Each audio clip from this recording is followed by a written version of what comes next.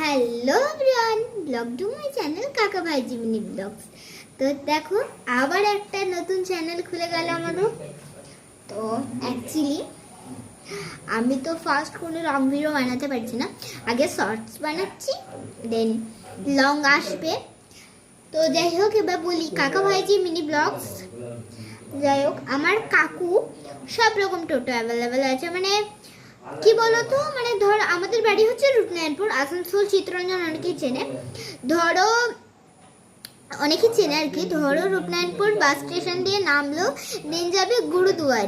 গুরুদুয়ারে আমার কাকুর সাথেও যেতে পারবে, কোথায় যাবে যদি বলো আসানসোল যাবে, আসানসোলও যেতে পারো।